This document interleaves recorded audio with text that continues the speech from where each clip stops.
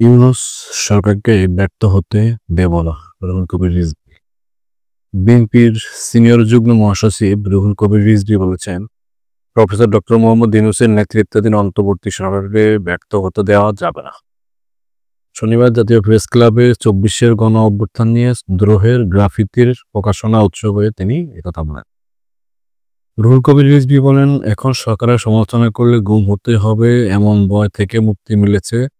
সমালোচনা করব সফলতার জন্য, কিন্তু ডক্টর মোহাম্মদ ইউনূস সরকারকে ব্যর্থ হতে দেব না।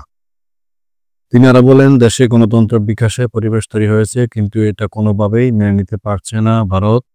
তাদের মিডিয়া শেখ হাসিনার পক্ষ নিয়ে যেভাবে কথা বলছে, সেটা একটা গণতান্ত্রিক দেশের ভাষা হতে পারে না। বিএনপির এই নেতা বলেন, ভর্তি বিপ্লব সবসময় উকি ঝুঁকি মারছে, তবে সেটা হতে দেওয়া হবে না। সবাইকে ঐক্যবদ্ধভাবে বিপ্লব ও গণতন্ত্রের প্রত্যাশা বাস্তবায়ন করতে হবে।